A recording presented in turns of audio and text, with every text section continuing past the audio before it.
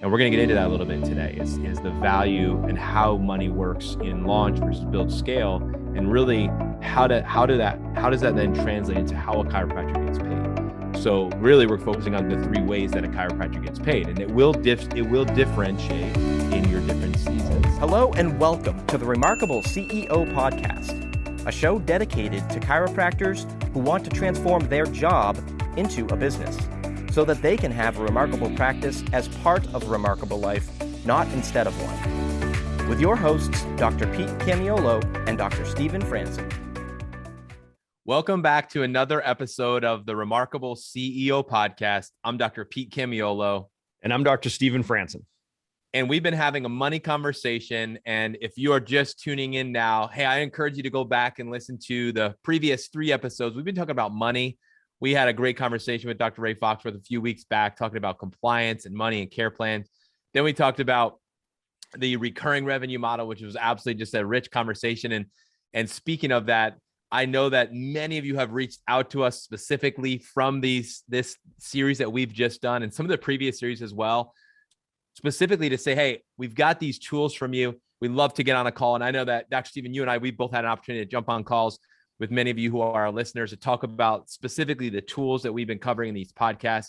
And I just want to recognize you and thank each one of you who is a listener for doing that, for taking that level of action. So as we give you guys these assets, these tools, these are resources for you that we want you to use. We want to make sure that you use them correctly. So just want to recognize you as our listeners for reaching out to us as we've encouraged you to do that. For those of you who have reached out and said, hey, love to hop on a call, thank you for doing that. It's really cool to be able to put a face on a name, to be able to have a conversation, to know, hey, we're humans, we're having connection, we're in this together. You're not alone. There's a way to do it and do it right. And we're here to help you with that. Dr. Stephen, I've just gotten a lot of value out of that, being able to connect with so many of the listeners to our podcast. And again, specifically be able to help them work through leveraging and using our tools more effectively. So I just want to encourage all of you or any of you who are out there who are listening today who haven't taken that step to reach out to us, to hop on a call, to talk through how we can help. Hey, we'd love to do that, Dr. Stephen. You and I, we're here to help and here to serve in any way that we can. So anyway, we're continuing on our money conversation today. I know this is going to be great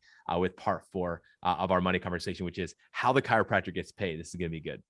Yeah, man. I love putting the face on the name or the name on the faceless audience. So, thank heavens I have you, man. I can't imagine these people who just do a podcast by themselves, just talking to a camera all the time.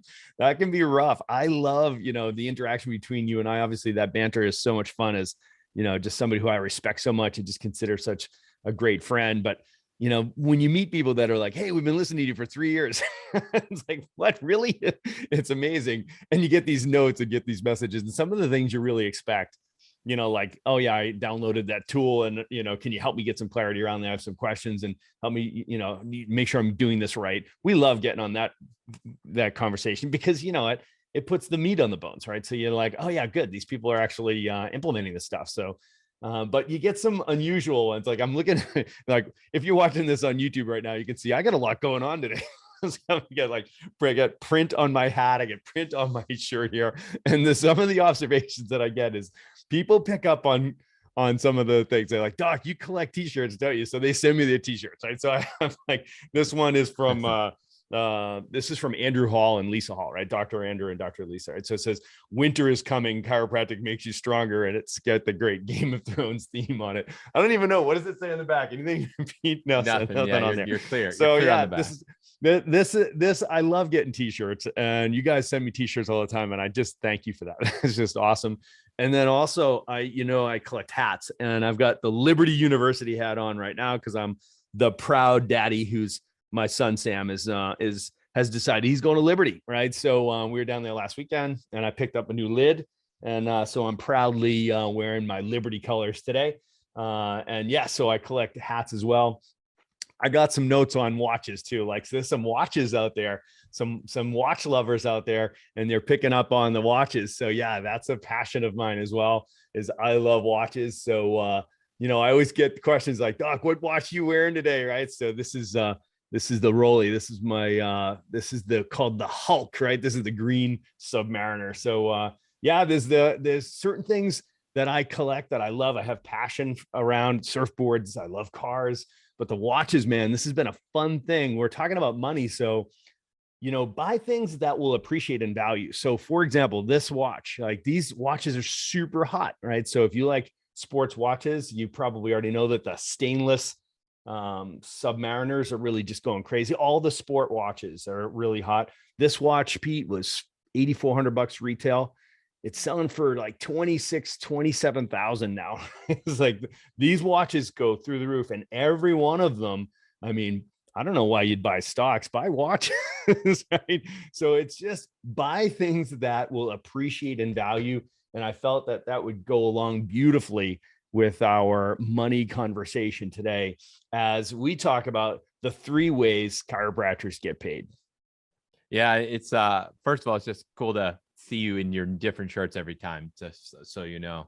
And I love being a part of an organization where we are constantly creating new shirts as well. And I think many of you who are listening are probably wearing some swag. You can see what I've got on today from our most recent revelation we had at the end of 2021 when we had our word for the year, which is resilient for 2022. So of course, once you have your word for the year, it becomes a shirt.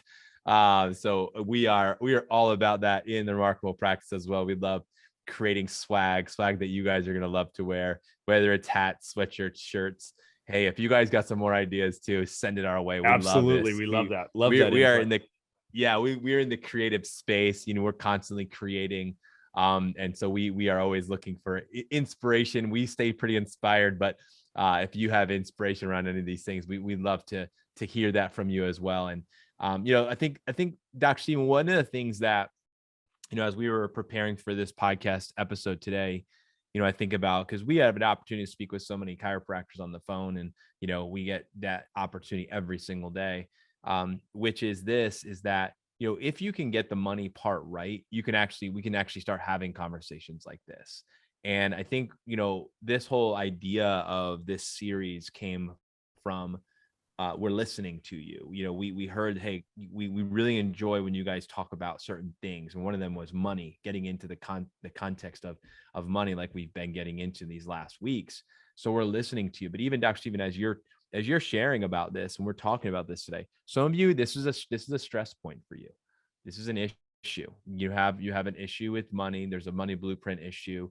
It's a real challenge and struggle for you. And if you're really going to be brutally honest with yourself and with us, you would be able to say that, like, hey, I've got an issue with this. Like, I really don't have an understanding around this. There's a level of confusion. I've got maybe some limiting beliefs. I've got some subluxation here. Maybe you don't even know what your blind spots are. That's what makes them a blind spot, right? We don't always see them. So I think that today's conversation, which is really a continuation of a conversation that we've been having about money, is going to be incredibly powerful, because specifically we're talking about how to get paid. So you talk about all these things you love investing in and things that you enjoy. Well, you got to make sure that you're taking care of yourself, and you're getting paid. And I think one of the things that we see as a doctor goes from launching from student into building and then scaling, is that the money, the way that money exchange happens changes in each season, right? And we're going to get into that a little bit today, is the value and how money works in launch versus build scale. And really, how does that then translate into how a chiropractor gets paid? So really, we're focusing on the 3 ways that a chiropractor gets paid, and it will differentiate in your different seasons. Okay, so remember what season you're in as you're listening to this.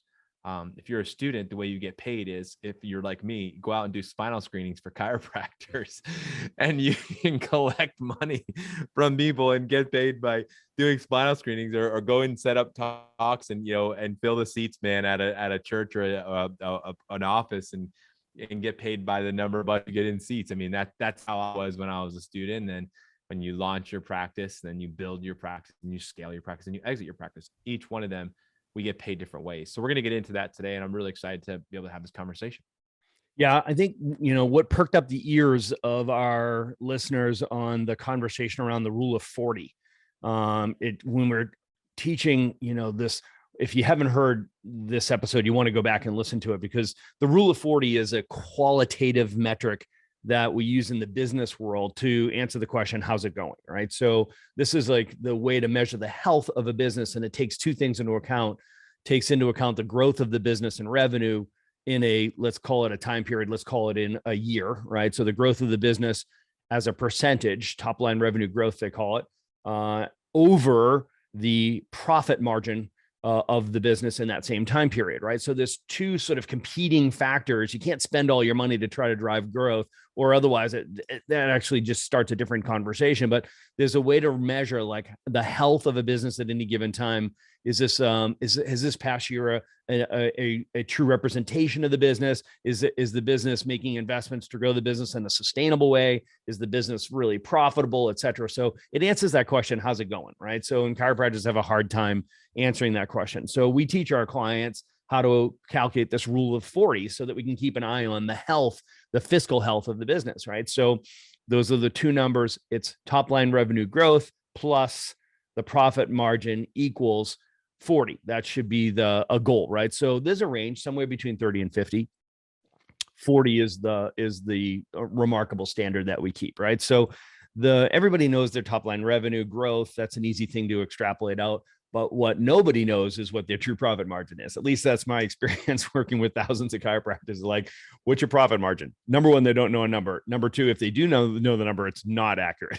It's not right, right? So there are rules on how to extrapolate this out. You do need to work with your bookkeeper. I have a fantastic financial team, and this is definitely part of our regular conversation. It's part of our regular reporting systems and meeting rhythms. Everyone on our team knows where we are on the rule of 40, right? So we'll just do a rolling 12-month study of like, how are we doing relative over the last 12 months to this rule of 40. It's a great way to keep your finger on the pulse of the fiscal health of the business. Okay. So Pete, the place that people get confused is profit, like trying to calculate the true profit of the business. So we outlined for you in that last episode, in that last conversation, we talked about making sure that you're representing all of the quote unquote salaries or the expenses associated with payroll for all of the roles on your accountability chart. So, people nod their heads until you say, well, what roles do you play?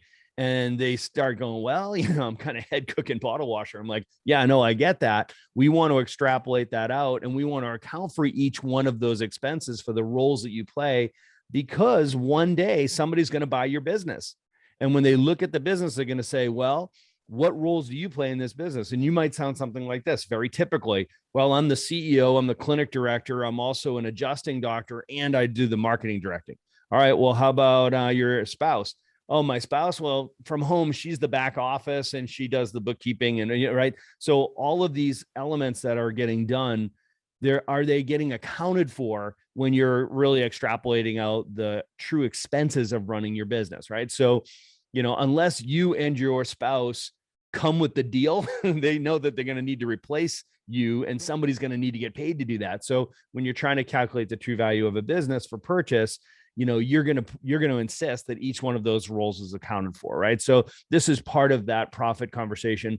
The other side of the seesaw, so to speak, are the add backs, or those things that you run through the business, right? So both of those have to be taken into account so that you can arrive at the true profit margin. So that's from the last episode, right? So that's a quick review. If you want to learn more about that, go listen to that episode. But that is what perked up the ears and created the questions that we got was, hey, could you review that? As like, I heard you say chiropractors get paid 3 ways. So that's the conversation we're going to have today, Pete. So let's talk about it. So there's 3 ways chiropractor gets paid. Number one is the salary or the compensation for the jobs that you do, right? The role that you play. Number 2 is in distributions. And number 3 is in the asset value of the business that you sell. So let's open it up. Let's start talking about, what do we mean by that salaries that we get paid? So, I want to start with just circling back to what you just covered and say, pull out your accountability chart and accountability grid. These are tools we've actually given you in previous episodes. If you are a listener, you have these. So pull these out. That's the first step is let's get organized. Let's have a conversation that's very organized and very specific. So if you looked at your accountability chart right now, we look at the 5 areas of your business and the 15 primary functions. And you were to say, okay, who's the director of this, which means who's accountable or who owns this role, this function in the business. This role exists to produce a function. The function exists to drive an outcome. who is that person, right? And fill that out. Okay, that's the first step. And a lot of us, we do these calls and I say, okay, let me see your accountability chart. And oftentimes doctors, your name is all over that chart. So the first thing is we have to identify, and that's another conversation that we need to have, which is going to not today. So that's the first step. Let's get organized. So I want to make this very practical for you as we walk through this today. Get out your accountability chart and grid, look at the business and write in where your name is as a chiropractor, as the owner, founder, whatever your role is in the business. Let's get that written down. Okay. So that's the first step. So now we're talking about how you get paid.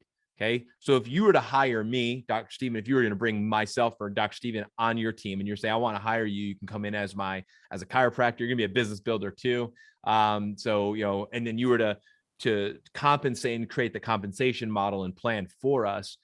The conversation would really boil down to, if I'm going to come work for you, what's that look like? How are we getting paid? I'm coming to work for you. So how's that going to go? Like I bought into your vision. I love your vision. I'm aligned with your core value. I get an idea, like, you want me to adjust a bunch of people and go bring more people in. I got it. How do we make money here? How am I making money? So when's the last time you asked yourself that question about yourself? So we're going to focus on you today as the chiropractor and say, okay, first question is, how do you get paid? Right. And the answer is the salary for the work that you do. So what is the work that you do? So get out that accountability grid and get that. So Dr. Steven, you brought up a couple of examples. If I look at the accountability grid for an owner and they say, all right, I sit on this organizational chart as a CEO. I also sit on here as a COO. I also sit on here as a CMO. And I'm also here as the clinic director. Yep. I also am kind of head trainer.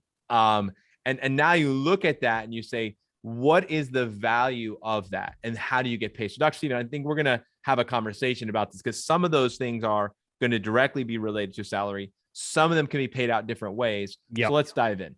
Yeah. So let's say I'm walking up to you, Dr. Pete, and I'm going to buy your practice. Like you sold a practice to somebody. They walked up and they looked around and they said, okay, so Dr. Pete, do you come with the deal?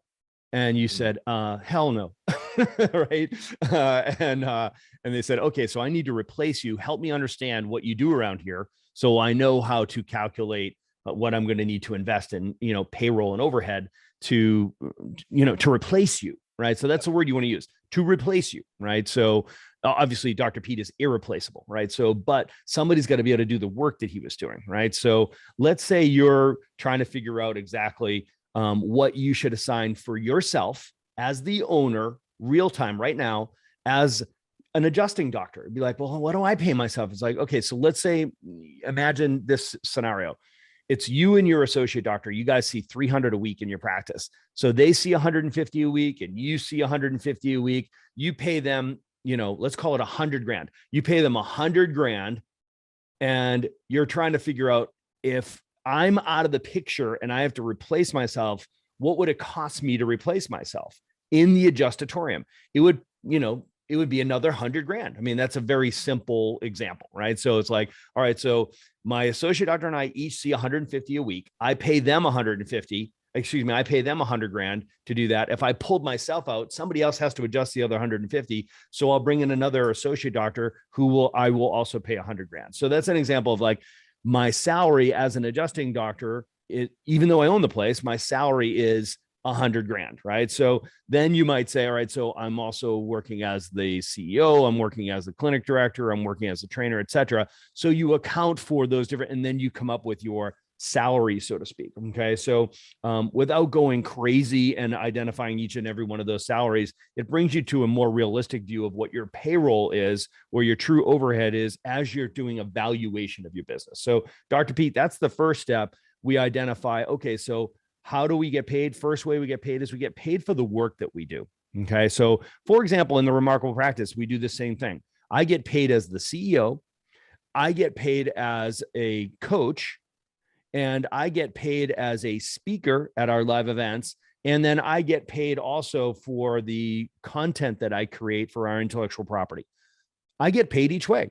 Okay. So it's literally extrapolated out, right? So that's the first way I get paid. Okay. The second way I get paid is as an owner, as an equity owner, I get paid in distributions. Okay. So that's the second way. So the second way you get paid, doc, if you own your clinic, is you get paid in distributions. Distributions of what? Of profit. Okay. So what I would suggest you do, people do it either monthly or quarterly or annually. I suggest you do it quarterly. So this is usually more true representation of your business. If you look at your business in quarters, right? So if you look at it, be like, that's going to be the quarterly profit, right? The true profit that comes out of the business. So extrapolate out your true overhead, account for your salary as an adjusting doctor and whatever other roles you want to account for. That's going to leave a profit. That's the profit of the business. Even though you own the business, it's the profit of the business. Now you pay yourself out of that profit, whether you take all of it or you take 50% of it or what have you. You know, I recommend that you don't take all of it. You don't want to strip all the cash, the operational cash out of the practice. I'm assuming you already have a peace of mind account where you have somewhere between 60 and 90 days of operating costs. If not, that's a good thing to fill up before you start pulling profits out of there. But let's assume that's all done. So now each quarter you pull the distributions of those profits out, and that'll be the second way we get paid as the chiropractor. So I think one of the issues that we see a lot is calculating how much that as a chiropractor I get paid. And one of the things that we see as a issue is that, you just pay yourself whatever is left over at the end of the month. And that's oftentimes the way that it gets sideways. And oftentimes, Dr. Stephen, it's because that's the way it started, right? It started when you're starting to launch the businesses, you're just getting, starting to make just a little bit of money. Maybe you're like many startups, you're living on credit card debt or borrowed money, and you're just trying to get things going. And so as you're starting to make money, you start to just pay yourself a little bit. At some point that actually has to change, right? So you have to define, what it is that you should be paid. So some of you who are listening today, I would say probably, hopefully most of you are not doing this anymore, but we've got to clean that up. Like Dr. Stephen, we were just chatting about this before, but it's just a sloppy way to run the business. It's not okay to do it that way. I mean, you got to, pay yourself first is what a truth that I've learned. And it's this, you got to pay yourself first because it's about value. Money follows value. So if you value yourself, then you'll create more value. You'll capture more value. You'll bring in more value. So, I mean, you're going to create it and you're going to capture that. So pay yourself. And let me interrupt you there, Pete, because it's a critically important point. So this sequencer, this list is not a sequence. It's not you pay this, then you pay this, and you pay that. The pay yourself first concept, you're going to hear us unpack this in detail in an upcoming episode, but we're going to talk about, I'm a big fan of profit first. We're going to talk about profit first for chiropractors. So that's coming down the pipe for you guys. This is a real high level simplification of conceptually how you get paid. We're going to give you a programmatic stepwise process to be able to do this right. So that's outside of the scope of this conversation. Really want to lay down a foundation where you understand it's almost like containers, right? So it's like, it's going to come to me in three forms. My income is going to come to me as a salary. It's going to come to me in distributions. And it's going to come to me in asset value of the business, right? As we build an asset value for the business, as we get ready for an exit, whether it's 5 months away, 5 years away, or 45 years away, it doesn't matter. We're going to be building asset value.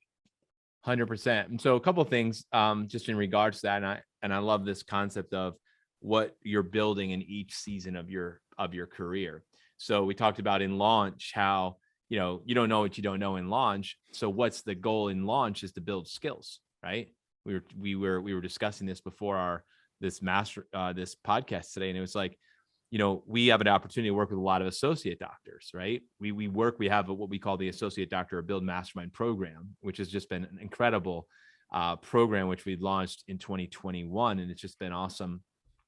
But really the goal of that program is to build skills, right? It's a skill building focus. It's looking at the skills for attraction, conversion, and retention, and saying, hey, we want to develop competency to start and then mastery to ongoing, right? So we are in the business of saving lives. We are in the business of being developed, right? You develop a level of familiarity. That's the lowest level of development. Then you develop a level of competency, which is the next level. Then you develop a level of mastery, which is ongoing. So we are all in this development. So even the money conversation, some of you, this maybe it's a familiarity level or even competency, but we want you to develop a level of mastery here and a fluency there. Okay. But in the level of, when you're launching a business, your goal is to develop skills. Okay. So that's the focus. When you move then into your build season of your career, okay, when you're going into that, it's all about building the practice, right? You're building the practice. That's what your focus is. So you got the thing up off of the ground. Congratulations. That's the first step. That's a hard step, and many don't make it past year 1, right? So now it's okay. Let's see how many businesses actually make it past year 5. The rest of the majority failed within the first 5 years. So if you get out of that first year, woo, congratulations. You get through that first 5 years. So what have you done that first 5 years? Well, you're building the practice, right? So now we've done that. That's the focus in build season. We've already talked about the issue of a lot of chiropractors skip this next season. They go launch, build, and then they try to exit. It doesn't exit well.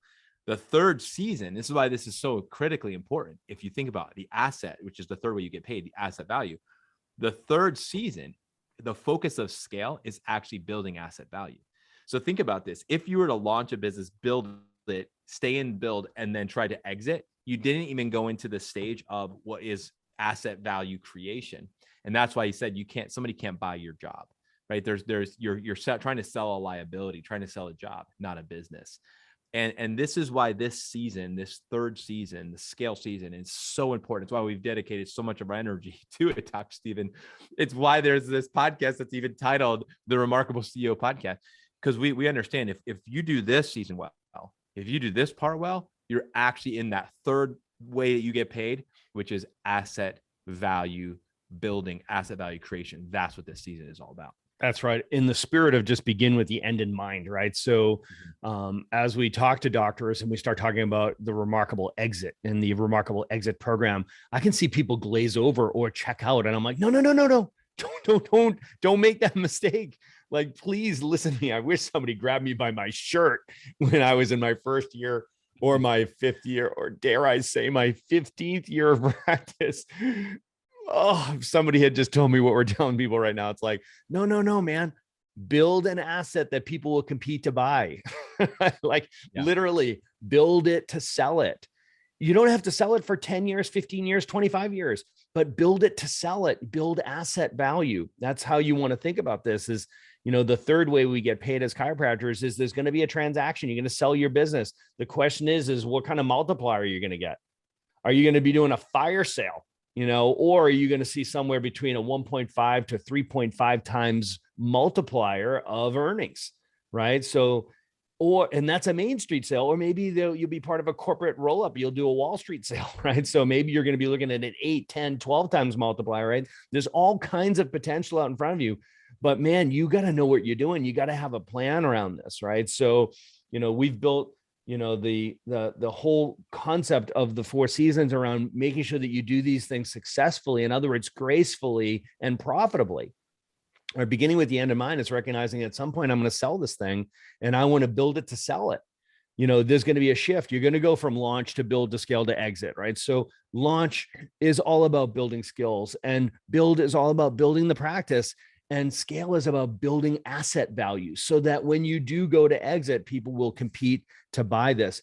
Dr. Pete, I can tell you this whole process is, as we're creating the remarkable exit program, what I can tell you right now is this is complex, but it's a system that you can follow. And, if you are inside of 18 months, when you're thinking about going to sell your practice, you're in basically the holy shit phase, right? So you are like, this is a level of urgency. If you're somewhere between 18 months and 5 years, you're in what we consider the catbird seat, right? So you're right in this beautiful zone right here. 3 to 4 years out from an exit is the perfect time to start planning that thing and building that asset value.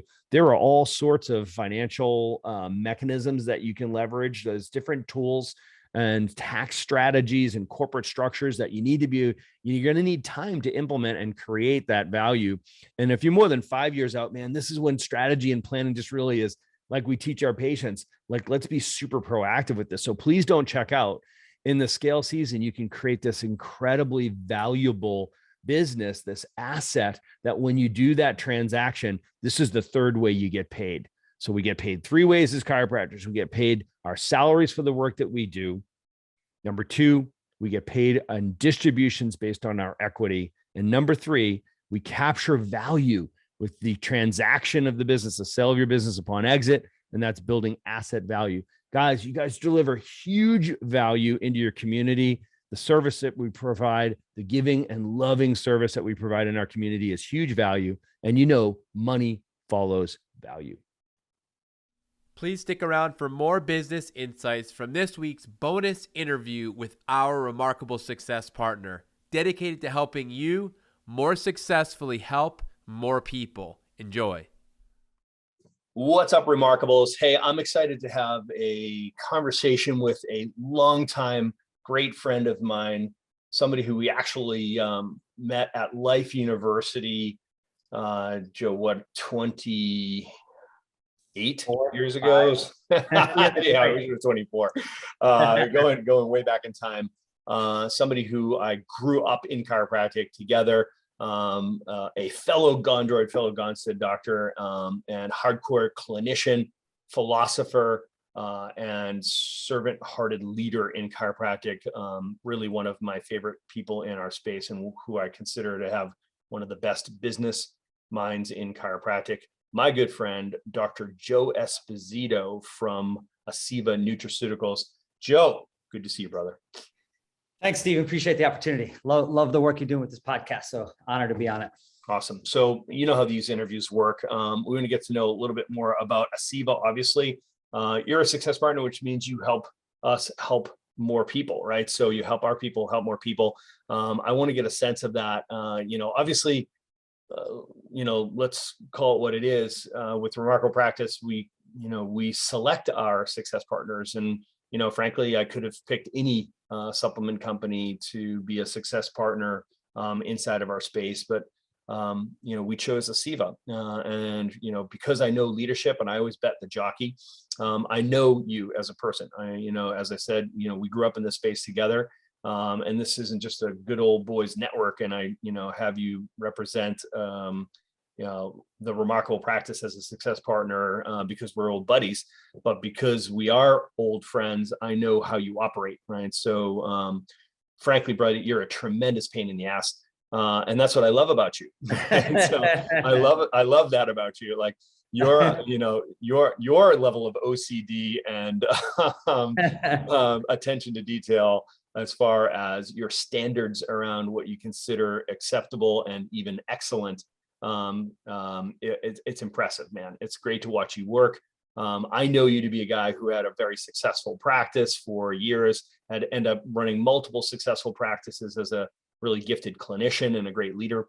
I love the story of you were frustrated with the software that was available to you because you really wanted to capture data to build a body of data for research in chiropractic to improve chiropractic and reposition chiropractic in the healthcare field through data. I loved that fact that you were frustrated with what was out there, so you started your own software business, right? So, and then you were unhappy with the supplements that you were able to secure for your patients and meet the needs of your people from a supplemental side, nutritional side.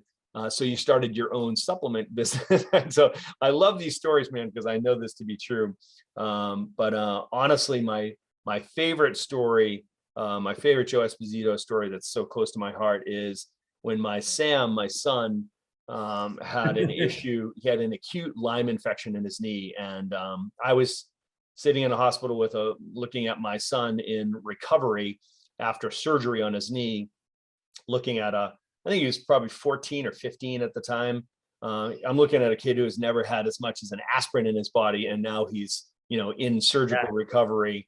And it was an incredibly scary time for Camilla and I. And, as it turned out, it was simply an acute Lyme infection, and that's what was going on with his knee. But long story short, you were the guy who stepped up, and the next day I had a overnight package that was delivered in this really questionable bottle, this unmarked vial, but a handwritten note to my son that described the probiotics and the prebiotic mix that you had put together a custom delivered order to help my son recover. So Joe, man, that handwritten note changed our relationship forever, man. And I just have a tremendous amount of respect for you, and appreciated how you cared enough to reach out like that and to do something that was extraordinary. So welcome to the show, buddy. Thanks, man. I remember writing, these are 6 billion of my favorite bacteria. Like, these are my bacteria I'm going to give to you to put in your body. So yeah, it was great. I remember that. Yeah, and that's exactly what a scared 14 and 15-year-old boy needed to hear at that point, that somebody had done something like that for them. So man, that's just representative of how you operate. Talk to us about how your business operates. Let's talk about Aceva Nutraceuticals. Yeah, great. You jarred a lot of thoughts in my head just in dialoguing on where we were 28 years ago and now. And I never really said this, but the interesting part is it was really me being a pain in the ass and not happy with certain things that made me create Aceva. And it was a pet project. When I look back at it, we lost money for almost 10 years and I didn't care because I was making money. I just wanted excellence in clinical, till someone slapped me in the back of the head and said, you know what, that's a business. You should make money on it. Oh, okay. But it was really just my joy of watching outcome and really seeing with nutrition, you can literally change an outcome in someone's body. I was obsessed with the outcome, the passion of changing lives without drugs. And then we turned it into something that is viable. But it was nice to start with the premise of just results. Like, what can we do to get people healthy? So it's funny, the first formulation I ever made was so big, they said you could lick it, but you could never put it in your mouth because the formula had so much and so potent that it was too big. You'd have to have a capsule that, would have wheels, you'd carry it in, you could lick it with a family, but you could swallow it. Then the second one was so expensive, it was like $800 a bottle. They're like, you got to make something that is able to be consumed and paid for. I'm like, okay. So always obsessed with the clinical. So yeah, Aceva has been around for like 12 years now.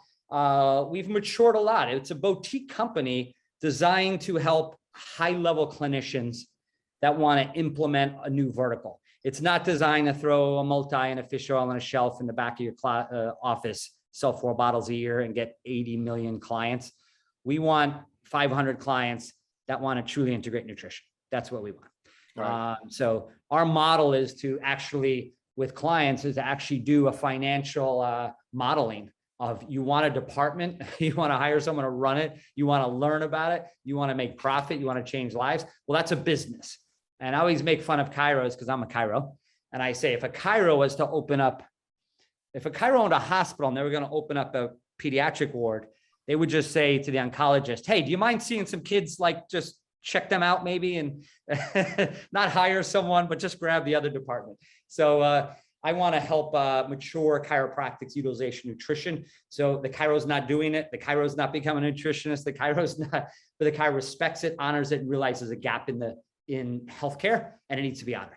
That's kind of my. I love that. So you and I grew up in the same setting at Life University where, we were taught what it takes to be a successful chiropractor, right? So it's the art, science, and philosophy of chiropractic, right? So the 3-legged stool they always taught us, right? So that's a beautiful story, but it's an incomplete story, isn't it? Right? So, we both recognize that in the modern world, and this is probably true historically, is there's actually a 4th leg to that stool, which is business acumen, right? So it's the art, science, philosophy, and business acumen, right, that are required to be truly a successful practice owner, right? So, and you just ticked all 4 of those boxes as you described Aceva, which is why we work together, right? So the idea of like, there's a philosophy behind this, right? So it's about clinical outcomes. And you and I both, we recognize that, we're hardcore philosophical chiropractors, admittedly, like I'm unapologetically. I'm not trying to project my philosophy on anybody listening right now, but just I'm always transparent about that. It's like, Joe, you are also a hardcore principled chiropractor, right? So that being said, we recognize that, the body heals from above down and from inside out. That's the premise of our philosophy. But at the same time, we recognize that these human beings are coming to us and they're living in a modern world that is unnaturally stressful, right? So, this the stress that's created by toxicity and or deficiency, typically both, right? And we have, we have limitations of matter that we're working with here. So as much as you and I would love to be able to say, hey, all you got to do is, set their atlas and everything's going to be hunky dory. The reality is, and I hope I'm not offending anybody by saying this, sometimes the body needs some outside in help, right? So there are some levels of deficiency that are, that must be addressed for the human body to be able to recover, right? So to achieve optimal health, which is the goal. And I appreciate that you and I are just aligned there with the philosophy of, bringing nutrition and where it fits into the principled chiropractic practice as well. Am I right? Yeah, 100%. I think we just need the raw ingredients to allow the innate intelligence to express itself. If you cut water out, the innate intelligence can't make up for in a dehydrated body. You can't make up myelin sheath that needs fish oil or B12. You can't. You got to give raws and let the innate work. It's not an outside in, like when you hear that term, it's give the raw to innate to express itself. I think the way I look at it. So yeah, I'm with you 100%. And that's what we want to do. There is an issue. We cannot turn our head anymore. People, 68% are overweight or obese. The majority of people, up to 92% have a magnesium deficiency. If you saw what I saw sitting next to the top vitamin D researcher in the world in a hospital looking at x-ray, one after another, showing me vitamin D deficiency, one after another. It's rampant and there's an issue. We can't ignore it anymore. We can't just adjust our way out of a toxicity and deficiency problem. We just can't. So we have to solve it. And that's my mission. I love it. And you've turned it into an art form, keeping with this four-legged stool. The idea is you have to have a fundamental knowledge base. You have to understand, what are the potential scenarios that we're looking at clinically. And, that's part of the art of, just as much as doing an analysis of the spine and delivering an adjustment. Let's speak to what level of sophistication would a clinician need to have to be able to really optimize nutritional delivery if they were to say, hey, I'm using Aceva. What kind of expectations do you have as a clinician there as far as their own skill set? Not a lot. We do a launch with the whole team on the call. We inspire them to the concept and we give them basic information. All our product names are basic. Guess what Sugar Balance does? Balances your sugar. So we didn't create these complex names and make it really, it's just simple. The science is in the formula and the research behind the dose and the combination of ingredients. That's the science. It's kind of like the iPad. You just know there's a button in the center, you hit one button, but inside there's a lot of beauty and a lot of effort and work and research. Same thing with Aceva. Outside it's simple. So yeah, just some general information. And then we recommend basics. We're not into the complexity. Basic nutrients in an initial care plan, subscription-based nutrition long-term for wellness is the baseline of the company. But then we can go deep if you want, but we want to get the average American leveled up with the baseline of nutrients to help innate function at 100%. Perfect segue into the third leg, science, right? So what's the science behind this? I mean, I know you to be one of my favorite geeks, right? So if I want to geek out on anything, I jump on the horn with Joe Esposito. So, let's talk about a bit about the science behind Aceva as a company. It's clinically researched dose schedules that are validated yearly. So when we look at any of our products, you're going to see 3-4 ingredients, not 92. We don't sprinkle fairy dust, put little bits of 50 ingredients that have a trigger word in your emotional mind that, hey, it has lipoic acid in there in a blend with 90 other things. And there's not even 2 milligrams. We don't do that. It's itemized. You can see it and you can pull research and we'll send it to you that we know how to create the outcome. We also run labs. I own 2 medical clinics as well. We pre-post labs all day long. And I run 40 chiro. I oversee about 35, 40 chiro clinics that are doing lab. So we have data and insight. So if clinics want to do a lab, they can do that. And we can have a great company review and interpret the lab and tell them what nutrients they need. And they could be hands off. They just have to have the philosophy and the intention. They don't have to have the knowledge. Beautiful. Fourth leg, business acumen. Is this a good business? I know the listeners of the Remarkable CEO podcast know that we're not running nonprofits. I know that you should have had your awakening with Aceva as a business and be like, yeah, this little garage band pet project I had going on, scratching my own itch of needs. This actually has turned into a really sexy business for Aceva itself, but for the clinicians that are leveraging this platform, is this a great profit center for a chiropractor?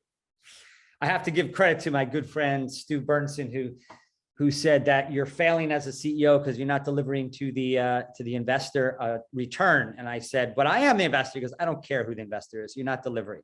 I'm like, oh shit. So I learned that lesson, and from that maturity 5 years ago, we started looking at how we can be the best for the profession. So number one, if you're looking at selling 2 bottles a month, we're not the company. So we have a lower profit on buying single bottles and one of the highest profits on case. We want you to stock and turn product, a handful that you're going to use every day, not try to stock 80 products and have it expire. That's not our model. We also have a subscription model. So we build the financial modeling for a clinic and say, if they want to do 100 grand, you tell us what you want. We fill the gap with systems, knowledge, and process. Whatever people want an outcome. You want a $500,000 business? We can do that. Just to give you one more taste on the clinical side, our weight loss program is one of the only ones in the nation approved by the Center for Disease Control as a diabetes prevention program. We just got our 5-year certification last week. So we're a diabetes prevention program plus, which means they can even use Medicare for our program. It's that validated. Every year we submit clinical info and to show loss of weight and change of blood sugar, CRP, homocysteine, and so many other factors. So we're really proud that everything we do is based off research. So good. So good. All right. Well, there you have it, guys. So we're in the business of saving lives, and when business is good, everybody wins, right? So this is part of your business model, right? So your patients are taking supplements, the vast majority of them. The question is what are they taking? Are they taking high quality supplements that you would take and give to your family? They're going to want to know, what do you take? And what does your family take? What do you give to your kids? Right. So I know what my family takes. We take Aceva, Joe. So I appreciate you so much, man. I appreciate Aceva being a success partner. Money follows value. I love the idea of like what's good for chiropractic is good for business, and what's good for your patients is good for chiropractic. So I'm glad that Aceva helps us help people get better outcomes. Man, if people want to learn more about Aceva and how can they get in contact with you, where do they find you? They can just go to aceva.com to look at product information. If, I can't do, I think you have 1,400 people on, but if the top 20 people, if they want to do a strategy session on implementation with me, I can do up to 20 over the next 2 months. And you could go to my scheduling link, schedule30now.com, schedule 30 now. It's a 30-minute session. That's great. So you can schedule with me and I'll spend a half an hour strategizing where you are, where you want to go, and set a plan for you. That sounds great. And we'll put that link in the show notes as well. So it'll be very easy for people to find you. Dr. Joe Esposito from Aceva Nutraceuticals. Dr. Joe, we appreciate you and I love you dearly, brother. Thanks so much for just, as always, adding value. Thanks, Stephen. Appreciate the opportunity. Love you, man. Thanks for listening to this episode of the Remarkable CEO Podcast. Remember, what the world needs now is chiropractic, and what chiropractic needs now is more successful chiropractors. If you like this podcast, please subscribe, share with a friend, and leave us a review. And if you'd like to connect with us personally, direct message us on Facebook, LinkedIn, or Instagram. Now go and be remarkable.